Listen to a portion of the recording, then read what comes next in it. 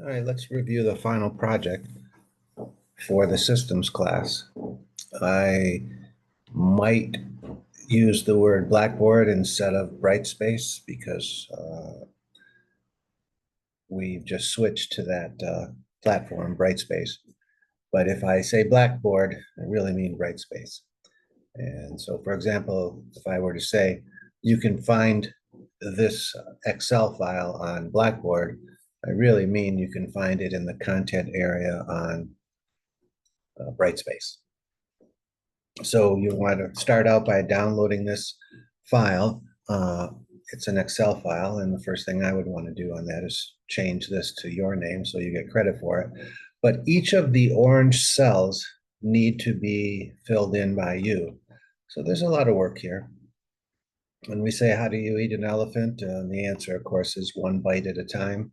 This is a very involved project. Basically, what we're trying to do is calculate the heat loss in a building. In this case, it's a very simple house that that heat loss would be both in an extreme 1 hour period, but also on an annual basis. And as we go through the class, I will explain how to calculate or fill in these various cells. I would not expect many, if anyone, to know how to do this project right now. But I would suggest to you that if I were going to attack this project from start to finish, that it would probably take me between 40 and 80 hours of time. And I know how to do it, and I know what I'm looking for. So I would say that you would want to budget over the semester somewhere near that amount of time, but not to sit down and do 40 or 80 hours straight of effort, but maybe do a couple hours every week, and that would get you filled in there. So the first thing we want to do is we want to figure out the areas. This would be step one. So we want to figure out the areas of these different wall types. We also need to figure out the first and second floor windows and the first floor doors.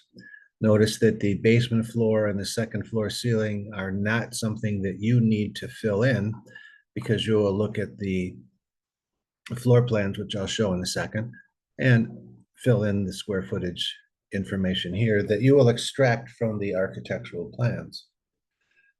And then that will automatically populate. And there are several items on this Excel spreadsheet that will automatically populate for you once you've filled in the various orange cells. But for the beginning, if I wanted to start out and maybe put an hour or so into this after the first class is over with, I would say let's try to figure out the area of the various wall types. So let's go take a look at the wall types. So you also on Brightspace have this set of documents, and the first sheet in that document is the table of contents, which actually just shows the sheets. This is, if you take my Revit class, this is similar to the architecture. It's a simple house, but that would be the final exam. So that is why it says final exam up there, because I really took last semester's final exam, which is to create this house from scratch in 3 hours and 20 minutes. If you take my Revit class, you'll have no problem doing that. But that's really, I should have changed that, and I didn't. Anyway, these are the sheets that are available to you. And if we go to the wall types, well, we don't need that one, nor do we need that one. Here's the details. This will tell you exactly what the walls the different wall types are made of. And this is a better image of the wall types because it shows you all of the materials that are in each of the wall types. And at some point in time later on, you're going to want to be able to add this information to the spreadsheet. But for now, we're trying to figure out the areas. So let's take a look at, let's see, we'll get down to, we'll quickly go through it. It's a very simple house. Um, 3 bedrooms on the second floor, an attached garage, a kitchen and a breakfast nook, a dining room, and a living room, laundry room, powder room, stairs going up and down. Not difficult at all for you to calculate areas from, and that's one of the reasons why I showed you, or I'm using this is because it's a simple house. So let's see here. Well, let's just take a look at real quickly. I have some renderings of what this house looks like, so you have an idea. It's a very simple house, as I said. Um, this are the 4 um, views of the house: garage door, garage. This is the main house. Very simple amount of windows. I didn't overcomplicate it or anything for you for calculating windows. So if we go to one of the sections, let's take this section and see what it tells us here. All right, it tells us the wall types. So, but it doesn't tell us the height. So let's go look at another one that does have wall types and the heights. Here we go. So, so if we're looking at wall type F, we know that wall type F is 8 feet. We can round it off to say that it's 8 feet tall. And then we would go back to the second floor plan because that's wall type F and it's all the way on that side too. And I think it goes all the way around the house. Let's see what it does. If it's wall type F on the back and on the front. Okay, so it's wall type F all the way around the house. We can round it out and say the wall type F is 8 foot tall. All right, let's go to the floor plan now. We'll go back to the second floor plan is what we want to look at. Wall type F, what we wanted dimensions. We need the dimensions. So we're looking at wall type F, and it goes all the way around the house. We know it's 8 feet tall. If we add up the lengths of this second floor wall and multiply it times the height of the second floor wall, then we would know what the area of that wall is. So let's zoom in here and see if we've given some information here. Side to side is 33 feet. We'll just round it out to 33. So this way it's 33, this way it's 33. So we have 66 feet. And then this way it is 50 feet. And this way it's 50 feet. This wall plus this wall is the same as this wall. So 33, we said, times 2 would be 66, plus 100 would be 166 feet. So let's go back to that spreadsheet. Wall type F, we just said was what? 8 feet. Let's see if we can do it this way. Equals 8 times 166. There we go. Now we have the area of wall type F.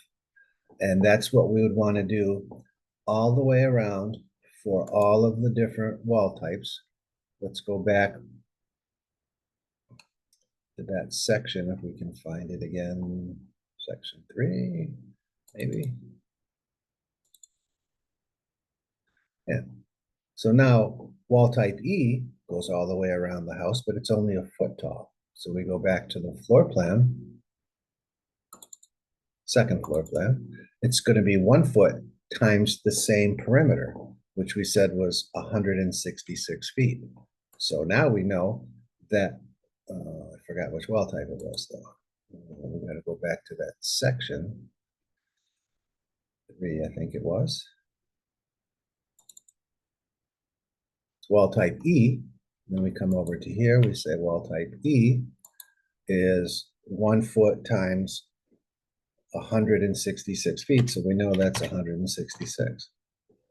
And that's what we want to do around the house for the first phase, the first step of the final project. You know, you want to be able to, we'll talk about all of these other cells that need to be filled in and how to do that. But one by one, you want to go through. This would be the first calculations that I would want to do on the floor plan.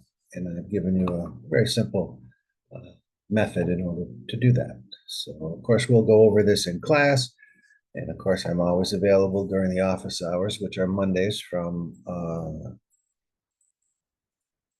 9 to 11. And those are always remote. And then there are other times if you need help, simply text me. You have my phone number in the syllabus. Text me and say, hey, Professor Bryce, I need some help. Can we set up a time? And generally, I can stop what I'm doing and help you right there.